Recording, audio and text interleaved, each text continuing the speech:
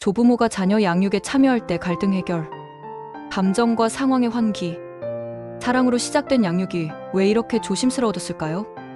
처음에는 그저 고마웠습니다. 아이가 아플 때, 내가 지칠 때, 언제든 손 내밀어 주시는 부모님이 계시다는 사실만으로 세상이 조금 덜 무섭게 느껴졌습니다. 엄마, 정말 고마워요. 아빠 없었으면 어쩔 뻔했어요. 그런 말들을 진심으로 전했습니다. 하지만 시간이 흘러가면서 그 감사함 뒤에 작은 불편함과 침묵이 자라나기 시작했습니다. 아이를 달랠 때 내 방식대로 해보려 하면 곁에서 건너뛰는 한마디. 그렇게 하면 벌은 나빠져. 그 말은 단순한 조언이 아니었습니다. 식사 습관, 잠자는 루틴, 훈육 방식.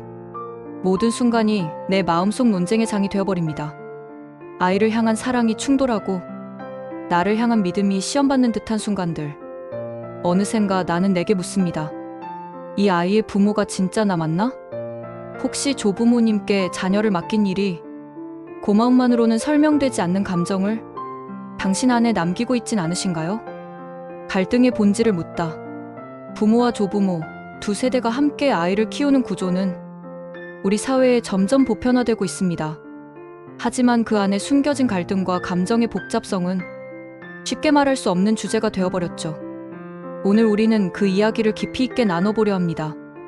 왜 갈등이 생기는지, 그 갈등이 단순한 의견 차이를 넘어 어떤 심리적 구조로 작동하는지, 그리고 어떻게 하면 사랑이라는 본질을 잃지 않고 지혜롭게, 건강하게 풀어나갈 수 있을지를요. 사랑은 때때로 방향을 잃을 수 있습니다. 하지만 회복될 수 있습니다. 그리고 그 회복은 대화와 이해, 아주 작은 존중에서 시작됩니다. 양육 갈등이 생기는 5가지 심리 구조. 세대가 다르면 정답도 다릅니다. 조부모님에게 익숙한 육아는 잘 먹이고 따뜻하게 입히고 버릇은 바로잡는 것이 핵심일지 모릅니다. 반면 부모 세대는 정서 존중, 자기 표현, 독립적 사고를 길러주는 것에 더 무게를 둡니다. 같은 아이를 두고도 바라보는 프레임이 다른 거죠. 이 갈등은 틀림이 아니라 기준의 차이에서 시작됩니다. 도와주는 사람과 결정하는 사람 사이의 거리감. 조부모님은 분명히 아이를 돌보고 계시지만 중요한 결정에서는 소외감을 느낄 수 있습니다. 반면 부모는 모든 책임을 지면서도 조부모님의 조언이 간섭처럼 느껴질 수 있습니다. 책임은 나에게, 그런데 통제는 내게 없다는 이중 스트레스가 쌓이기 시작합니다. 돌봄 속에 스며든 감정의 오래된 기억들. 아이를 키운다는 것은 단지 기술의 문제가 아닙니다. 내가 부모에게 받았던 방식, 말하지 못했던 서운함, 잊은 줄 알았던 상처가 조부모와의 대화 속에서 불쑥 올라옵니다. 그렇게 키웠던 엄마의 말이 지금은 내 아이에게 또 반복될까봐 두려운 거죠. 사랑의 방향이 다를 뿐 부족한 건 아닙니다. 조부모님의 사랑엔 보상이 깃들 수 있습니다. 그땐 못해줬지만 지금은 잘해주고 싶다. 부모는 자신의 방식대로 아이와의 관계를 만들고 싶은 욕구가 큽니다. 사랑의 방향이 다르기에 때로는 충돌이 불가피합니다. 갈등은 시스템의 부재에서 깊어진다. 가족 안에는 공식적인 양육 기준이 없습니다. 규칙 없이 감정으로 흘러가는 협력은 불문율과 눈치 속에서 오해를 증폭시킵니다. 그 순간 말보다 먼저 상처가 남습니다. 실제 이야기, 엄마와의 감정이 다시 떠올랐어요. 처음엔 감사했어요. 맞벌이를 시작하며 친정엄마께 아이를 맡겼거든요. 세심히 챙겨주시고 아이도 엄마 품에선 잘 웃었고요. 그런데 어느 순간부터 이상한 감정이 자꾸 쌓였어요. 밥은 왜 그렇게 먹이느냐? 벌은 나빠진다. 엄마는 조언하셨지만 저는 숨이 막혔어요. 내 아이인데 내 방식대로 키울 수 없는 느낌이었어요.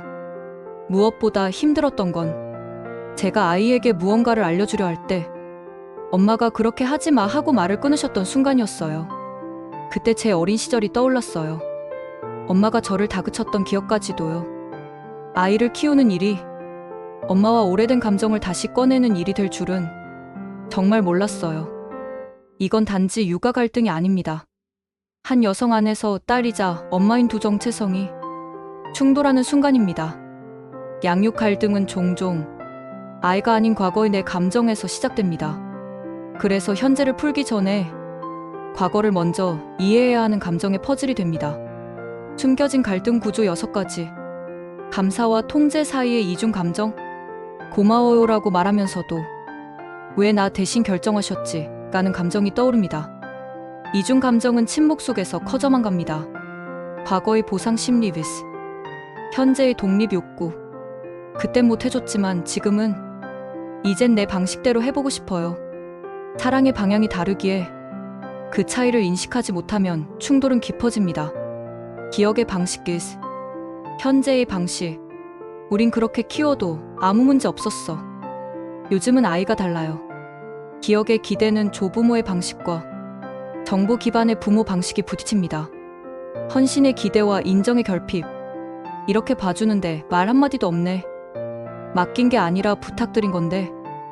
인정의 말 한마디가 생략되며 섭섭함은 쌓여갑니다. 애착 역전의 불안감. 아이가 조부모님께 더 잘 안기고 웃을 때 부모는 가끔 혼자만의 상실감에 시달립니다. 내가 받았던 양육 방식의 반복. 그 말 저도 어릴 때 들었어요. 그 순간 감정의 이중 충돌이 일어납니다. 내 아이를 지키고 싶은 마음, 그리고 과거의 나를 위로하지 못했던 아픔이 동시에 올라옵니다. 갈등을 줄이는 6가지 실천 전략. 역할은 감정이 아니라 언어로 나누세요. 도와주는 것과 맡기는 것은 다릅니다. 명확한 기대와 책임을 말로 나누어야 갈등이 줄어듭니다. 가족 양육 회의를 정기적으로 하세요. 15분이면 충분합니다. 작은 차이를 미리 조율하고 서운함이 쌓이기 전에 대화하세요. 세대 차이는 설명이 아니라 함께 배우는 구조로 요즘 육아는요보다는 이건 어떻게 생각하세요? 라고 묻는 게 훨씬 나은 대화입니다. 고마움은 반드시 언어로 표현하세요. 엄마 덕분에 아이가 더 안정적인 것 같아요. 그 말 한마디가 상처를 막고 관계를 회복시킵니다.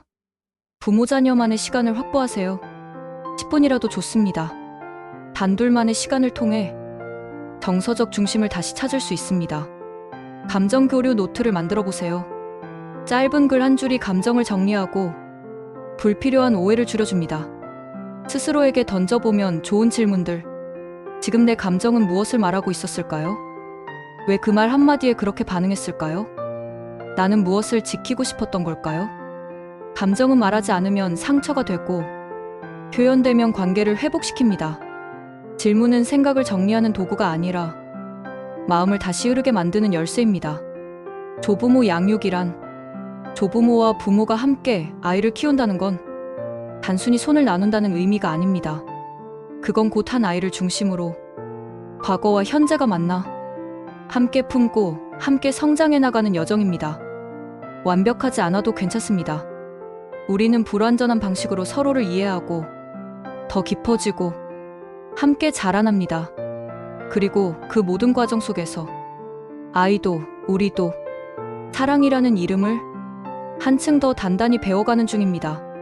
조부모 양육은 세대를 넘는 협업입니다. 가족이라는 이름 아래 서로의 다름을 껴안는 훈련이기도 합니다. 이 여정이 쉽진 않겠지만 그만큼 깊고 단단하며 결국은 우리 모두를 치유하는 길이 될 수 있습니다.